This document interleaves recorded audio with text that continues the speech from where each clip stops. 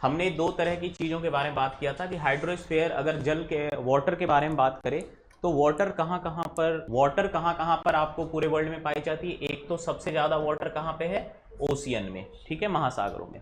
और दूसरे नंबर पे जो सबसे इंपॉर्टेंट है, वो जो हम लोगों को पढ़ना है सबसे ज़्यादा, वो है रिवर्स, ठीक है। हमने यह भी देखा था कि धरती पर जितने भी वाटर हैं वो सबसे ज़्यादा ओशियन में है। दूसरे नंबर पे कहाँ थे, दूसरे नंबर पे रिवर में थे, ग्लेशियर्स में थे, ठीक है। तो ग्लेशियर्स के बारे में हम लोगों को ज़्यादा कुछ नहीं पढ़ना है, थोड़ा बहुत उसके बारे में पढ़ना है जो हम लोग आगे डिस्कस करेंगे। बेसिकली ग्लेशियर के बारे में पढ़ना होता है कि ग्लेशियर से कौन कौन सी तरह की जो लैंड फॉर्म्स है, स्थलाकृतियाँ हैं, वो बनती हैं, ठीक है।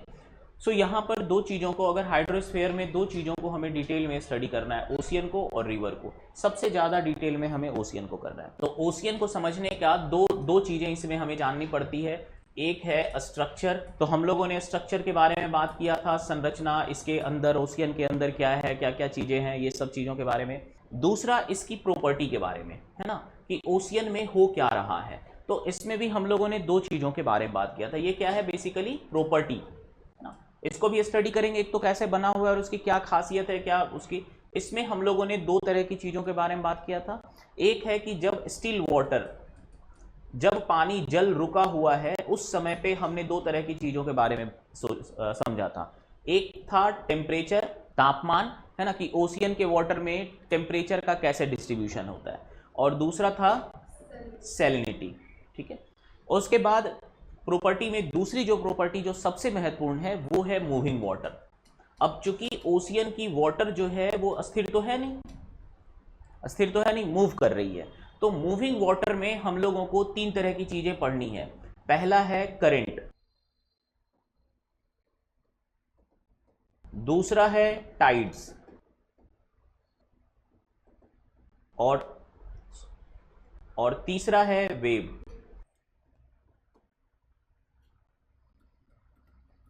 ओशियन वाटर जब मूव कर रहा है तो उसके मूवमेंट से ये तीनों चीजें हो रही हैं। और स्टिल वाटर के कॉन्सेप्ट मतलब कि जो कि ओशियन की प्रॉपर्टी है कि किस तरह से ओशियन में टेम्परेचर जो है वो वेरी कर रहा है, बदल रहा है। तो आज हम लोग जो है इस वाले पार्ट को देखेंगे कि जब ओशियन की, समुद्र महासागर की जो जल है वो जब मूव करती है, वाटर मूव करती है, तो उसमें तीन तरह के मूवमेंट के बारे में हमें समझना है। तो सबसे पहले स्टार्ट करते हैं वेव से। हमें, आप सब लोगों ने वेव देखा होगा, जब पानी में हम पत्थर मारते हैं तो उससे वेव जनरेट होता है। बहुत सिंपल सा एग्जांपल है। ओशियन में पत्थर मारने से वेव जनरेट नहीं होता, मतलब होता है बट उसके बारे में क्या ही पढ़ना, उतनी बड़ी, अब उतना बड़ा ओशियन, उसमें बड़ा सा भी पत्थर गिरा दोगे तो पूरा क्या ही फर्क पड़ेगा।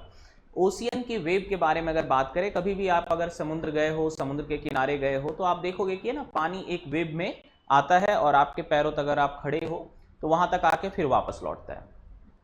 ये जो वेव वाली काम है ये दिन भर होती रहती है, ठीक है। कभी बहुत छोटी वेव्स होती हैं, कभी बड़ी वेव्स होती हैं। सो वेव जनरेट जो होता है वो होता है बेसिकली किसकी वजह से, विंड की वजह से। वेव क्यों जनरेट होता है, विंड की वजह से। सो अगर वाटर के ऊपर हवा बह रही हो तो हवा उस वाटर को अपने साथ खींचेगी, है ना।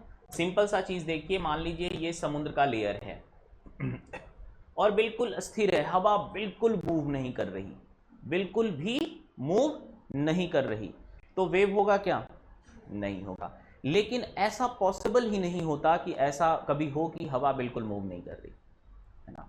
अगर हो सकता है, क्योंकि ओशियंस इतने बड़े हैं, इतने बड़े, हजारों हजार किलोमीटर, हो सकता है कि इस रीजन में हवा मूव नहीं कर रही हो सकता है ना।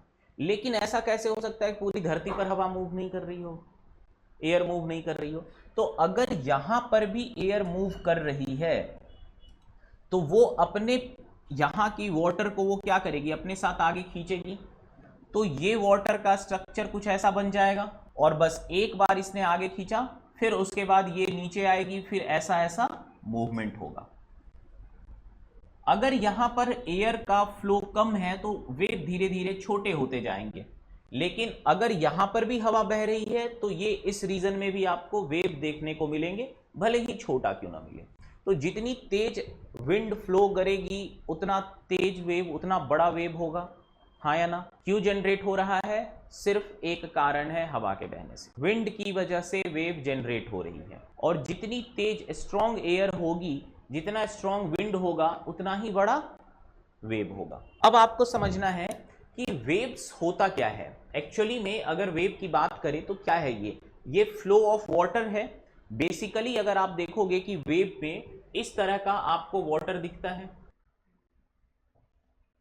यहां पर आपको देखने से ऐसा लगता है कि पानी जो है वो आगे की तरफ मूव कर रही है, पर वाटर मूव नहीं करती। एक्चुअली मूव क्या करता है वेव में? एनर्जी। अगर बहुत इसको स्टडी करें, वाटर इस तरह से आपको मूव करता हुआ दिख रहा है, वेव ऐसा दिखता है। वाटर की मूवमेंट जो है वो ऐसे सर्कुलर होती है। यहां पर वाटर सर्कुलर मूव कर रहा है, यहां पे सर्कुलर मूव कर रहा है, यहां पे किस तरह से मूव कर रहा है? सर्कुलर डायरेक्शन में वाटर मूव कर रही है ना? तो वाटर ऐसे ऐसे मूव कर रही है, ये इधर सेल, इधर वाटर मूव कर, इधर वाटर मूव कर रही है। तो वाटर की मूवमेंट, जैसे अगर आप ऐसे ना, फिजिक्स का कॉन्सेप्ट है कि साइंस में कि जो वेव्स होता है वो बेसिकली क्या है? एक एनर्जी है। उसमें रियली में जो मीडियम है, अब ये एनर्जी कहां से मूव कर रही है? वाटर में मूव कर रही है। ये अगर आप देखो एक्चुअल में मूवमेंट किसका हो रहा है? एनर्जी का हो रहा है ना? तो इसमें बहुत सारा तुमने, अगर एक होता है वेव सर्फिंग, कभी अगर ऐसा गेम देखोगे, वेव सर्फिंग होता है, बहुत सारी अच्छी अच्छी मूवीज वगैरह में दिखाते हैं। सो एक छोटा सा वो लकड़ी का टुकड़ा जैसा होता है जिसपे खड़े होकर सर्फ करते हैं ना। तो उस गेम में, और बहुत दुनिया में, मतलब इंडिया में तो बहुत ज़्यादा पॉपुलर नहीं है, बट अगर आप अमेरिका वगैरह में देखोगे तो बहुत, ऑस्ट्रेलिया सब में भी बहुत पॉपुलर है। उसमें जो लोग उस गेम में होते हैं ना, उनको बहुत एक्सपर्टीज होता है इस चीज़ का पहचानने का, है ना, कि वेव कब जनरेट होने वाला है। हवा चल रही, बीच में थोड़ी सी तेज आंधी आती है तो वेव जनरेट होता है। तो अगर कोई वेव बहुत स्टीप हो, ध्यान से समझना, अगर कोई वेव ऐसे ऐसे हो और एक दूसरी वेव है, इसमें से ज्यादा एनर्जी, वेव के बारे में अगर बात करें, तरंगों का जितना हाइट होता है, तरंगों का नीचे से लेके ऊपर तक जितनी ज्यादा हाइट होती है, उस वेव में उतनी ज्यादा एनर्जी होती है। तो अगर कोई वेव, मान लो सपोज दैट इस रीजन में हवा के बहने से, इस रीजन में विंड की वजह से अगर वेव जनरेट हुआ, तो यहां पर उसकी, उस वेव में सबसे ज्यादा एनर्जी होगी, और धीरे धीरे धीरे धीरे उसकी हाइट क्या होती जाएगी? कम होती जाएगी। तो जिस वेव की हाइट अगर बहुत ज़्यादा है, तो क्या हम समझ सकते हैं कि बहुत नियर, बहुत नज़दीक में वो वेव जनरेट हुआ हो। अगर वेव की हाइट बहुत ही कम है, तो इससे क्या पता चलता है कि वेव कहीं दूर से जनरेट होके आ रहा है। आएगा तो जरूर। एक पानी में अगर आप पत्थर फेंकते हो तो देखते हो कि जहां पर पत्थर गिरा उसके बगल में वेव क्या है? बहुत तेज दिखता है, ऊंचा दिखता है, और धीरे धीरे धीरे धीरे धीरे धीरे छोटा होता जाता है। वही कॉन्सेप्ट यहां पर है। अब एक और कारण है जिससे बहुत बड़े बड़े वेव जनरेट होते हैं, बहुत बड़े वेव जनरेट होते हैं। कभी भी अगर मान लो समुद्र के नीचे, यहां पर ओशियन की सरफेस है, ठीक है, अगर इस सरफेस में अर्थक्वेक आ जाए, यहां पर ओशियन के नीचे अगर अर्थक्वेक आ जाए, भूकंप आ जाए, तो क्या होगा? इतना इतना लैंड ऊपर उठेगा, बहुत बड़ा एरिया, थोड़ा सा अगर 2-4 सेंटीमीटर भी ऊपर उठती है, लेकिन ये कितनी बड़ी एरिया ऊपर उठ रही है? 10,000 किलोमीटर स्क्वायर। इसकी वजह से वाटर क्या होगी? ऊपर आएगी, और इस जगह की वाटर भी थोड़ी ऊपर उठ जाएगी, और जैसे ही वाटर थोड़ा सा ऊपर उठेगा, फिर अगेन वेव जनरेट हो जाएगा। तो ओशियन में वेव जनरेट होता है एक तो विंड की वजह से, या फिर आपने पानी के अंदर कोई बड़ा विस्फोट कर दिया है ना, या फिर अगर अर्थक्वेक आ गया तो भी वेव जनरेट होगा। जब अर्थक्वेक आता है समुद्र के नीचे, ओशियन के नीचे, उस समय जो वेव जनरेट होती है वो बहुत बड़ी वेव होती है। कितनी होती है? बहुत बड़ी वेव होती है। उसकी ये जो हाइट है, नॉर्मली एयर की वजह से, विंड की वजह से जो वेव जनरेट होती है, उसकी हाइट मैक्सिमम 5 से 7 मीटर तक होती है, मैक्सिमम। जब एकदम बहुत तेज विंड चल रहा हो, बहुत तेज तूफान आ गया और समुद्र में, से बहुत सारे मूवी में अक्सर आते रहते हैं तूफान, आपने देखा होगा, जैसे पैरेट्स ऑफ कैरेबियन में देखोगे, है ना, कितना तूफान आता है ना। या बहुत सारी यूट्यूब पे आपको जहाज दिखेंगी, पलट जाती हैं, गिर जाती हैं, डूब जाती हैं। तो वो सारी जो वेव हैं वो किसकी वजह से जनरेट हो रही है? विंड की वजह से। विंड की वजह से जो वेव जनरेट होती है नॉर्मली उसकी मैक्सिमम जो हाइट है वो 5 से 7 मीटर तक होती है, पर ये भी 5 से 7 मीटर भी बहुत बड़ी हाइट है। सोचो 7 मीटर से पूरा उतना बड़ा शिप को ऊपर नीचे कर दिया जाए 7 मीटर, तो क्या क्या क्या स्थिति होगी? नॉर्मली जो वेव आपको दिखेंगे 1 मीटर 2 मीटर एवरेज ये है, मैक्सिमम यहां तक जा सकती है। लेकिन जब अर्थक्वेक आता है तो कितना सारा 10,000 किलोमीटर स्क्वायर का वाटर अगर 2-2 4-4 मीटर सेंटीमीटर भी ऊपर उठ जाए तो कितना ज्यादा पानी ऊपर उठ जाएगा? वाटर बहुत ज्यादा ऊपर उठेगा। और जब वाटर ऊपर उठेगा थोड़ा सा पानी, आपको पता है कि वाटर फिर अपने लेवल पे नीचे आने की कोशिश करेगी, हाँ या ना? करेगी कोशिश। उसी से जनरेट होता है वेव, और इस वेव को कहते हैं हम लोग सुनामी। जब विंड की वजह से वेव जनरेट हुआ तो नॉर्मल वेव है, और जब अर्थक्वेक की वजह से सरफेस पे वेव जनरेट हुआ, किसके सरफेस पे? ओशियन सरफेस पे, तब उसे कहते हैं सुनामी। सो सुनामी बेसिकली एक तरह का सिंपली वो क्या है? वेव है।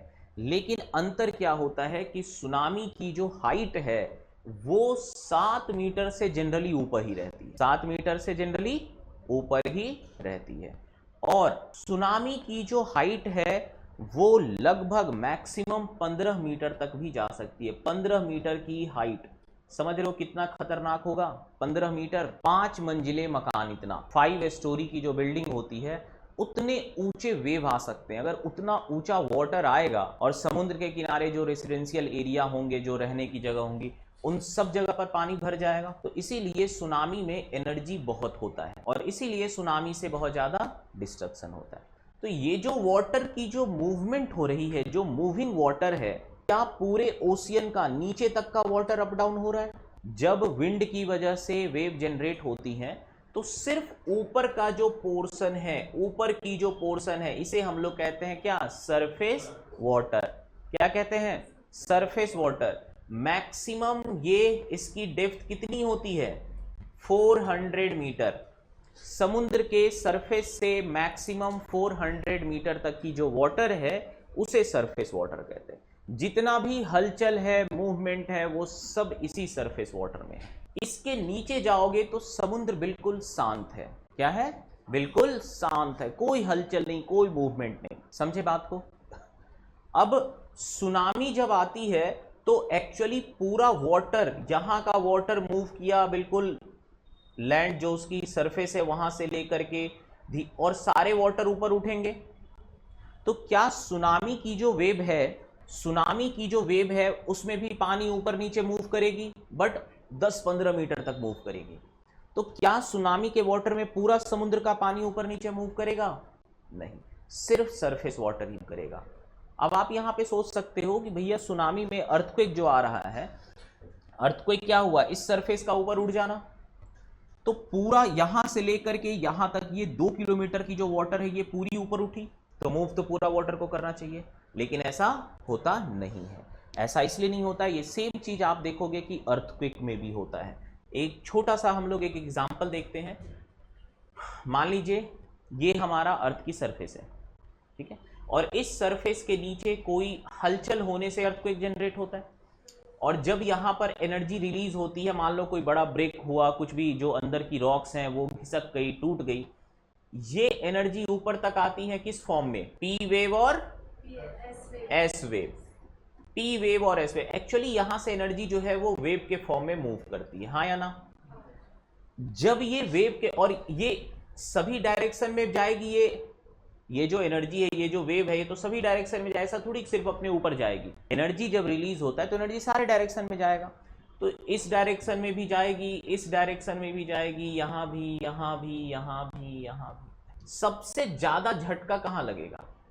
जोर का, बिल्कुल उसके ऊपर। फिर धीरे धीरे झटका क्या होता जाएगा? कम होता जाएगा।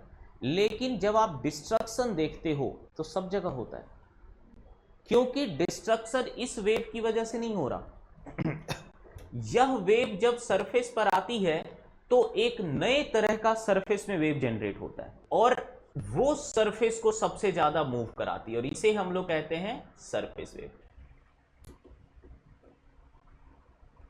देखो हलचल नीचे हो रहा है, लेकिन सबसे ज्यादा डिस्ट्रक्शन, सबसे ज्यादा मूवमेंट सरफेस पे हो रहा है।